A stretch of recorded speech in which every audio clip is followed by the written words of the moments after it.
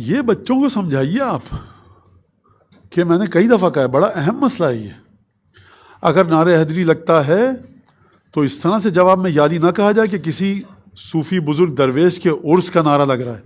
خوب توجہ کیجیے گا, فرش اعضاء کی طہارت فرش اعضاء کی طہارت ہے. یہ میں یہاں پر الحمد نہیں لگتا. خوب توجہ کیجیے گا, وقار کے ساتھ, تہذیب کے ساتھ, تمیز کے ساتھ. ابو الفضل عباس کو دیکھا ہے زینب کے خیمے میں کیسے جاتے ہیں؟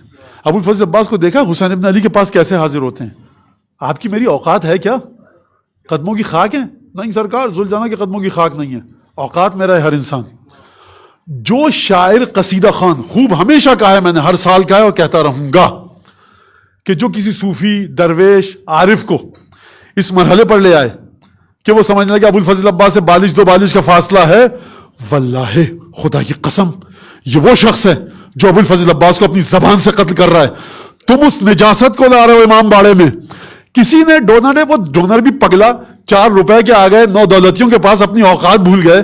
اب پھدک کر اچھل کر دائرے تطہیر میں قدم رکھنا چاہ رہے ہو.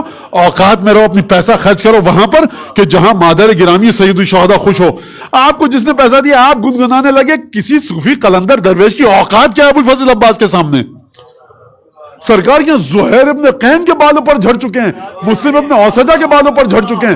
بریر کی حیثیت نہیں ہے یہاں پر عابس ابن شبیب شاکری کی حیثیت نہیں ہے. یہاں پر شہداء کربلا جو رسول خدا کے گھرانے سے باہر کے ہیں ان کی حیثیت نہیں ہے ابو الفضل عباس کے سامنے. جن کے ذریعے زمین کربلا کا وہ حصہ پاک ہو گیا وہ حیثیت نہیں رکھتے, اور آپ قلندر صوفی درویش کو لے کر آ رہے ہیں. اور اس کے بعد بچے یہ کہیں کہ جب ہو تو قلندر کا بھی ذکر کیجئے کسی کا. صوفی قلندر ایک عہدہ ہے, کوئی شخص نہیں ہے, یاد رکھیے گا. علم تصوف میں, علم عرفان میں قلندر ایک عہدہ ہے, شخص کا نام نہیں ہے. جب آپ کہتے ہیں آیت اللہ, کسی شخص کا نام نہیں ہے, عہدہ ہے. جب آپ کہتے ہیں انسپیکٹر صاحب تو عہدہ ہے, شخص نہیں ہے. لہذا درویش صوفی کو لا رہے ہیں اور اس کے بعد بچے یہ آ کر کہیں, خود مجھ سے کہا گیا سرکار 8 محرم کی مجلس سے پہلے کہ آج ہے تو ابو الفضل عباس کی شب, لیکن آپ فلاں درویش عارف صوفی کے فضائل پڑھیے. اس بچے کے ذہن میں یہ نجاست آئی کیسے؟ کیونکہ تمہارے پاس 4 ٹکے آ گئے تھے, بےہودہ بے ڈھنگا قسم کا ڈونر آیا, اس نے اس پر بھی پڑھیے اس پر بھی پڑھیے. اما تم فلمی گیت لکھنے والے ہو, تم ہو کون کہ جتنا پیسہ ملا جس نے آ کر کہہ دیا تم نے آ کر قلندر صوفی درویش کی شان میں. اور اس کے بعد یہ شعر جاہل مجمع, خوب سمجھے گا, لعن اللہ من جہل حقک واستخف بحرمتک. لعنت ہے اس پر, میری نہیں, 5ویں 6ٹھے امام کی. کیا بات کر رہے ہیں آپ؟ جس کا احترام سید الشہداء کریں, ہمارے حرم سے الگ حرم بنے, ہمارے قدموں میں دفن نہ ہو تاکہ لوگ اس کا قص کر کے زیارت پہ جائیں, اور اتنی عزت ملے کہ لوگ بی بی ام البنین کی نظر کریں تو امام زمانہ نظر کو پورا کروائیں. خوب توجہ کیجئے گا. اب آپ فیس بک پر یہ شعر تقسیم کریں کہ جو پانی عباس کے مشکیزے میں بڑھ گیا تھا وہ فلاں قلندر اپنے روزے پر بانٹ رہا ہے.